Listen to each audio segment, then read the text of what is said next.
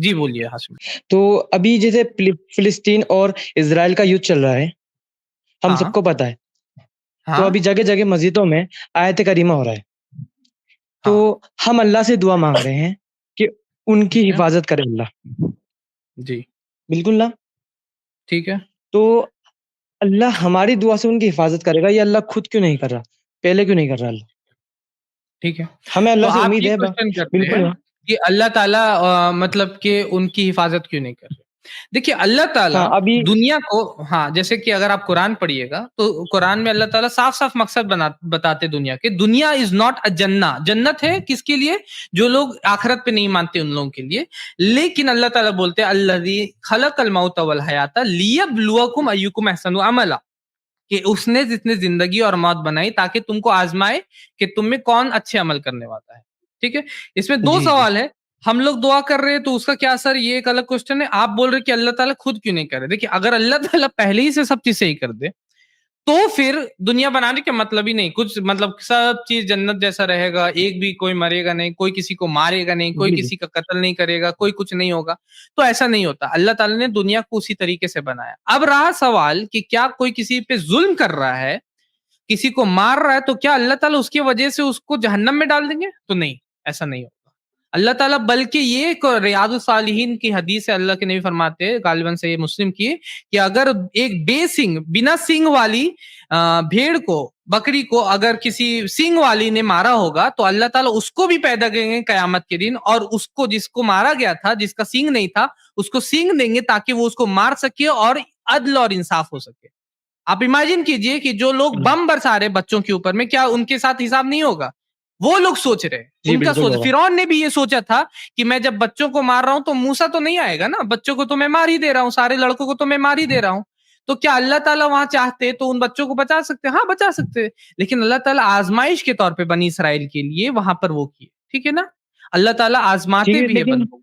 हमारी दुआओं का असर क्या होगा अब इसमें? हम दुआ अब कर रहे ये हैं, दूसरा सच्चे दिल क्वेश्चन से है कर कि रहे हैं। हमारी दुआ का असर क्यों नहीं हो रहा? देखिए मेरे भाई, कभी-कभी दुआ जो होता है अल्लाह ताला सिर्फ़ दुआ, पहला बात तो ये कि आप सिर्फ़ दुआ करिएगा। आप बोलिए कि या अल्लाह ताला मेरे पास सिर्फ़ 1 लाख रुपए आ जाए, कहीं से भी ऊपर आप देखिएगा, तो ऐसे नहीं होता।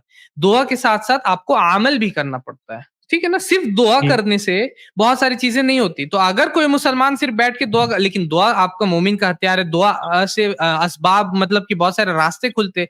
मैं दुआ करने मना नहीं कर रहा हूँ, लेकिन दुआ के साथ-साथ आपको एक्ट भी करना होगा, अमल भी करना एहतियात भी करना होगा होगा। और एहतियात भी करना हो, प्लस प्लस मैं बोल रहा हूँ कि दुआ कभी-कभी अल्लाह ताला ऐसा भी होता है कि दुआ के ज़रिए बला टाल देते हैं, या दुआ नहीं को एक हदीस है, अल्लाह के जी, के नबी फरमाते हैं कि एक शख्स कयामत के दिन आएगा, ज़्यादा अमल नहीं होगा, लेकिन वो देखेगा मेरा अंबार है मतलब कि नेकी का और मतलब कि ये चीज़ का, गुड डीड्स का। तो वो पूछेगा ये कहाँ से आ गया? तो अल्लाह ताला फरमाएँगे कि ये वो दुआएँ हैं जो कि कबूल नहीं हुई थी तुम्हारी दुनिया में। तो वो बोले काश कि मेरी कोई भी दुआ कबूल नहीं होती दुनिया में। इंसान होता है ना उसी तरीके से प्रेज़ेंट में सोचता सिर्फ़, जी, जी। पास्ट भी नहीं सोचता, ज़्यादा फ्यूचर भी नहीं सोचता। अरे!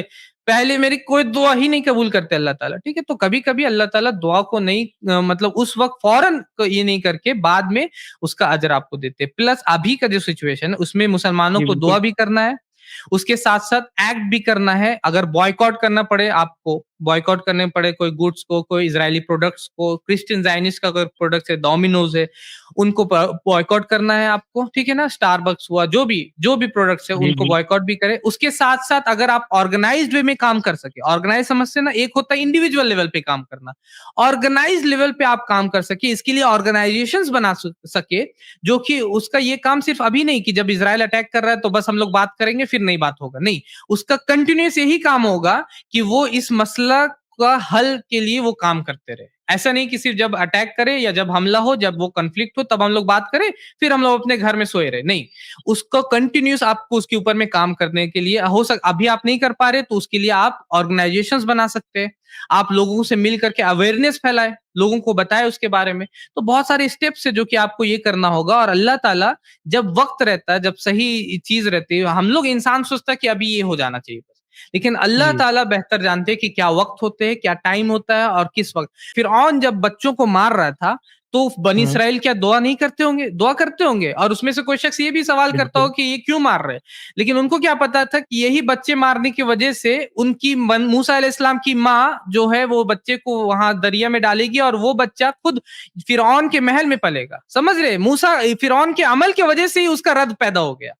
तो हमको क्या मालूम कि आज जो जी, इज़राइल कर रहा है उसके ही अमल की वजह से, और हम देख रहे हैं, लोग उठ रहे हैं अब इवन मुस्लिम्स छोड़ दीजिए, नॉन मुस्लिम जो जो जस्ट लोग, जो इंसाफ पसंद लोग हैं, वो लोग आ रहे हैं, खड़े हो रहे हैं, आगे उठ रहे हैं। आप देखिए प्रोटेस्ट को, अमेरिका में, इंग्लैंड में, आप प्रोटेस्ट देखिए कितने, वाशिंगटन में दुनिया जी, सबसे बड़ा उनका प्रोटेस्ट हुआ है।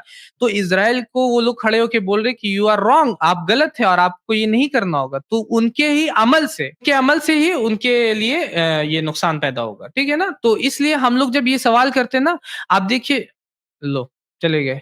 मैं इसको एंड कर देता हूँ, रैप अप कर देता हूँ क्वेश्चन को, कि हम लोग ये सवाल कर रहे हैं ना, एक फिलिस्तीनी का मैं वीडियो देख रहा, बल्कि बहुत सारे फिलिस्तीनियों का वीडियो अभी देखा, कि जब वो लोग देख रहे हैं अपने बच्चों को मरते हुए, अपने फैमिली को मरते हुए, तो वो बोल रहे हैं अल्हम्दुलिल्लाह।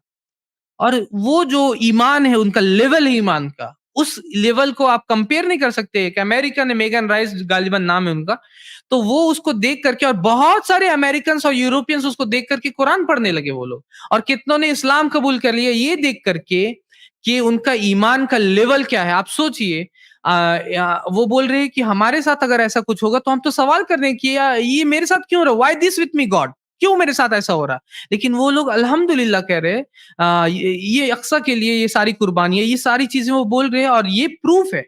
This is a proof for मतलब कि इस्लाम की हक्कानियत की एक और दलील है कि इसके अंदर ये ईमान है, ये फ़ेथ है, जो कि एथिज़्म, मॉडर्निज़्म, फेमिनिज़्म, ये सब मिला करके भी कुछ भी नहीं कर सकते, जो कि ईमान और फ़ेथ इस्लाम हम लोगों के अंदर है। हमारे चैनल IRPC इंडिया को सब्सक्राइब करें और बेल बटन पे क्लिक करें ताकि हमारा सारा वीडियो आप तक ज़रूर पहुँचे।